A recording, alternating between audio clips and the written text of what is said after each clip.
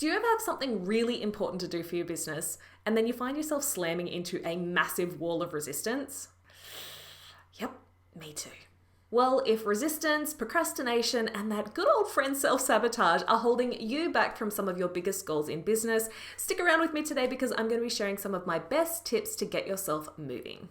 If you're new to my channel, welcome along. My name is Melinda Kiddo, and I'm here to share all of my best marketing, messaging, and copywriting tips to help you stand out online and sell your offers with ease. So if that's the kind of content that you need a bit more of in your life, then hit that subscribe button and also hit the bell to be notified when I upload a new video every single week. Now, in full disclosure here, I have been going through a huge period of resistance personally when it comes to restarting these YouTube videos after I took quite a long break. So I thought, what better way to come back than to actually talk through and walk you through my own process for overcoming that resistance and doing things that feel really hard. And I want you to read between the lines there and understand that feeling this resistance doesn't mean you're broken, doesn't mean you suck, doesn't mean that you're not cut out for business. It's a totally natural thing to experience. What we need to work on is how we actually process that resistance and move through it. So let's jump right into some of the tricks that I've been using to get myself to hit that record button and make these videos. My first tip for you is to simplify the task. One of the reasons why I've been feeling so much personal resistance when it comes to getting these YouTube videos started is that it felt like such a huge project for me. One of my biggest goals with my YouTube channel is to stay consistent, and that means for me posting a new video every single week. But what that also means is all of the rest of the stuff that comes along with that. The scripting, the editing, the filming, the distribution, the promotion of those videos, and all that sort of stuff. So the idea of restarting those videos meant, holy crap, like I've got to do all of that stuff and I have to do it every single week. And once I start, I've got to stick to it. So you can already see that task, that project is massive in my mind. So no wonder my brain's like, I don't know if we're really ready to start that. Maybe I should just finish off this project and oh, there's a squirrel. Maybe we'll just distract ourselves with this instead. Let's face it, there are some elements of business that feel hard and feel like you're about to climb a massive mountain. But the only way to actually start to climb that massive mountain is to put your boots on and start climbing, right? And so one of my best strategies for starting to climb that mountain is instead of sitting at the bottom and staring up at the top and how far you've got to go, simplify that task and start to think about the one thing that you need to do right now to start moving forward. And maybe that's simply putting your boots on. So I want you to think about that big project or that big task in your business right now that you are putting off and procrastinating as much as humanly possible. And I want you to think about, are you doing that because it seems like such a huge, such an overwhelming task? And what if you could actually simplify it, break it down into those small kind of digestible chunks, and more importantly, really give yourself permission to take out the complexity and really focus on what is the minimum viable product that I can deliver here. I want to hear from you in the comments here. Help me to feel not so alone in this. What is that huge task or that big project that you have been resisting in your business? And is there a way that you could just simplify that task a little bit so that it doesn't feel like such a mammoth project that is so hard to get started? Comment below and let me know what you are procrastinating on right now.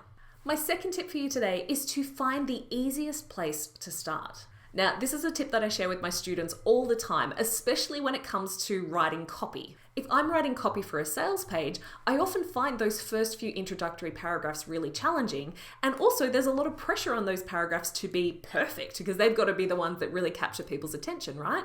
So that's a hard place for me to start. But I might start on the module description, for example. I might start on the what's included section. So if I find those places where it's going to feel easy to get some traction, then I can get those bits done. I feel like I'm ticking those items off my to-do list, and I can work my way backwards to the things that feel a little bit more challenging. And always, by the time I get back to those pieces that feel a little bit more challenging, I suddenly have more clarity, I have more energy around the project because I'm already in that momentum, and they just become so much easier to create. So when it comes to the big thing that you are resisting, just have a little bit of a look around at all of the things that need to get done and go, well, what is the easiest thing I could start with? And if you start there, you are going to give yourself so much more momentum to start tackling the harder stuff. I also want you to give yourself permission to start with something that's not going to be perfect. This isn't going to be a perfect video. It isn't going to be perfect for my analytics and all that sort of jazz, but at least it's done. And done is always way better than perfect. Tip number 3 is a pretty simple one, but a very important one. Get your body moving. Nothing compounds that resistance even more than stagnant and stuck energy in your body. Think about what happens in your body when you're feeling all that resistance. You're slumping in your chair. This is too hard. I don't want to. It's actually a lot harder to get up than I thought it would be. Like, you're slumping down, your energy's just flat, and that is not going to be the vibe that's going to get you into action. So you've got to kind of like shift that energy out of your body, right? And the best ways that I find to do that is to take my dog for a walk around the neighborhood. Or one of my favorite ways is to really crank up the music and get up out of my chair.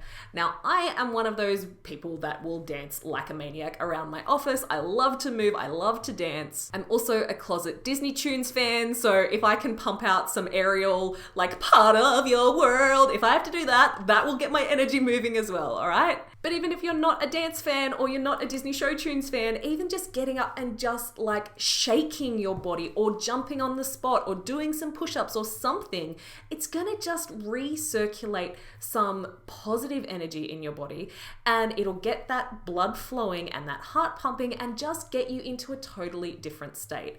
It's amazing what just that energetic shift can do for your mental state as well. And, you know, it's so much easier to kind of sit down and actually start working on what it is that you need to be doing. The 4th tip that I have for you today is to create some kind of cue for yourself that triggers your brain to say, all right, it's time to work. So one of the areas in my business that I always feel a lot of resistance around is writing. I love it, but I procrastinate on it really badly. So what I have done is created a bit of a cue for myself. When I'm writing, I find it's pretty helpful to have some music going on in the background, but I totally can't listen to anything that's got lyrics because then I'm just going to start singing and then that becomes a whole thing. So I found this playlist on Spotify and it's just piano instrumental songs. And I started listening to that playlist just to have that bit of background noise when I'm writing. But what's actually happened is that that playlist has now become a cue. Anytime I hit play on that playlist, that music kind of triggers my brain to say, all right, it's writing time, and I just go into that different zone. So I want you to have a little bit of a think about what could become a cue for you. Maybe it's making that morning coffee. Maybe it's going for a walk. Maybe it's doing your 10-star jumps or whatever it is. What could be some kind of cue that you can begin to ritualize that anytime this cue happens, this is what immediately follows? When you create that cue for yourself, it's kind of a fast bypass through that resistance because your brain kind of gets over the fact of like, oh, I don't really want to do that because, well, the music started, now it's time to do it regardless. Now, a cue isn't going to work straight away because you actually need to kind of train your brain to recognize that cue and then switch into the mode that you want to activate. But if you couple this cue with some of the other tips that I'm sharing with you today, it's something that you can habitualize. And the more you do it, the more that cue becomes the bypass and that fast track to overcoming resistance further down the track. And honestly, my biggest tip for overcoming resistance is to just get started. And allow yourself to start with something, even if it feels like it's going to be totally crap. So if you take nothing else away from this video, just really hear me that the first version, that first step that you need to take, it doesn't need to be perfect. It doesn't need to be beautifully refined because the point of taking that action is to get you out of this crappy state of resistance that you're in right now because it feels kind of awful, right? So I'm putting out a challenge to you right now. Have a think about that big project or that big task or that important goal that you have for yourself in your business. And anytime you think about it, you feel all of that resistance building up and all of that, I don't want to, it's going to be too hard, it's too big, whatever's coming up for you. I want you to think about that project and I want you to think about, okay, how can I simplify this? How can I make this feel easier in my own mind? And ultimately, what have you got to do to just bloody start? I want you to hit me up in the comments below and let me know which of those tips you are going to start to get your butt into action today. Totally realize I can't pull that off, but because we're going for imperfection, I'm not going to edit it out. Totally okay with that. And I just want to wrap this video up by saying it feels really good to be back, even though it's felt really hard to come back.